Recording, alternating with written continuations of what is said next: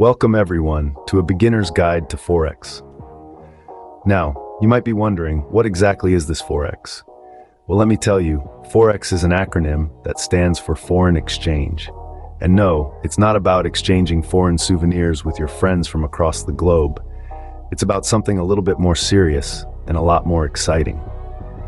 Forex, in essence, is a decentralized global marketplace where currencies from around the world are traded. Picture a bustling bazaar filled with traders from all corners of the globe, shouting out prices and making deals. Except, in this case, the bazaar is virtual. The traders are using computers, and the goods being traded are currencies. This global marketplace is open for business 24 hours a day, 5 days a week. That's right. While you're having your morning coffee, someone in another part of the world could be trading your dollars for their yen. And when you're heading to bed, someone else could be waking up to start their trading day. Now, why is Forex important? Well, besides providing a platform for currency conversion, which is critical for international trade and investments, it's also the largest financial market in the world. How large, you ask? Well, imagine all the world's stock markets combined, then multiply that by 5. That's how big we're talking.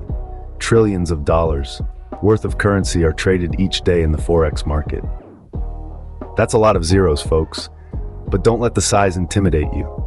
With the right knowledge and strategy, anyone can dip their toes into this vast financial ocean and potentially come out with a profit. So there you have it, the basics of Forex, a global, decentralized marketplace for trading currencies, operating round the clock, and the largest financial market in the world. That's it for the basics of Forex. Now, let's dive into the heart of Forex trading, currency pairs. Stay tuned, because this is where things start to get really interesting. Next, we move to understanding currency pairs. Imagine you're at a foreign exchange booth at an airport. You're exchanging your dollars for euros because you're about to embark on a European vacation. That's essentially a currency trade.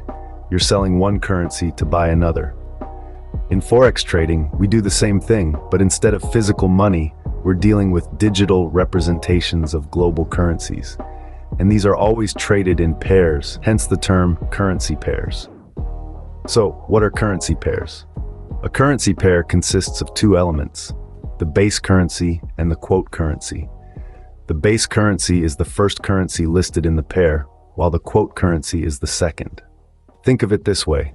When you say, I want to trade the EUR-USD pair, you're essentially saying you want to trade euros for US dollars. The euro, in this case, is the base currency, and the US dollar is the quote currency. The value of a currency pair is determined by the exchange rate between the two currencies. For instance, if the EUR-USD is trading at 1.20, it means that 1 euro is equivalent to $1.20. The fluctuation of these exchange rates is what Forex traders aim to capitalize on. When exchange rates rise, it means the base currency is strengthening against the quote currency. Conversely, when exchange rates fall, the base currency is weakening. Understanding currency pairs is fundamental to making informed trading decisions. It's like knowing the rules of chess before you start playing. You need to understand the dynamics between the base and quote currency and how global economic events can impact their value. That covers the basic structure of currency pairs. Now let's move on to the types of currency pairs you'll encounter in Forex trading. Now, let's look at the three categories of currency pairs: major, minor, and exotic. In the realm of Forex trading, currency pairs are grouped into three main categories: major pairs, minor pairs, and exotic pairs. Each category has unique characteristics and varying risk levels, so understanding them is crucial. First up, we have the major pairs. These are the most traded currency pairs in the world, and they all include the US dollar. Think of pairs like the euro against the US dollar against the Japanese yen, or the British pound against the US dollar. These pairs are highly liquid, meaning they can be bought and sold with ease, and they tend to have the lowest spreads. This makes them a popular choice among traders, particularly beginners. Next, we have the minor pairs. These pairs don't include the US dollar, but they do include the other major currencies like the euro, the British pound, and the Japanese yen. Examples include the euro against the British pound or the British pound against the Japanese yen. Compared to major pairs, minor pairs are less liquid and have higher spreads, but they can still offer good trading opportunities. Finally, we have the exotic pairs. These pairs consist of a major currency paired with the currency of an emerging or smaller economy, such as the US dollar against the Thai baht or the British pound against the South African rand. Trading exotic pairs can be exciting due to their higher volatility, but they also carry higher risk. They have less liquidity, wider spreads, and can be more susceptible to economic instability. So there you have it, major pairs, minor pairs, and exotic pairs, each with their own unique characteristics and risk levels. Knowing the differences between these categories can help you to make informed trading decisions and find the currency pairs that best suit your trading style and risk tolerance. Understanding the different types of currency pairs prepares you for the next step, how Forex trading works. Ready to learn how Forex trading works? Let's get into it. Forex trading, like any other form of trading, involves buying low and selling high. But unlike stocks or commodities, you're buying and selling currencies. Here's how it works. When you place a Forex trade, you're buying one currency while simultaneously selling another. Let's say we're looking at the EU or USD currency pair. If you believe the euro is going to strengthen against the US dollar, you might buy the pair. Buying the pair means buying euros and selling US dollars. Conversely, if you think the US dollar will strengthen, you'd sell the pair, which means selling euros and buying US dollars. Now, let's talk bid and ask prices. The bid is the price you can sell a currency pair for, and the ask is the price you can buy it for. The difference between these two prices is known as the spread. The smaller the spread, the less the price needs to move in your favor before you start making a profit. Next up is leverage. Leverage is a tool that allows you to control a large amount of money with a small investment. It's like a loan provided by your broker, amplifying your trading potential. For example, a leverage of 100 to 1 means for every dollar in your trading account, you can trade $100 worth of currency.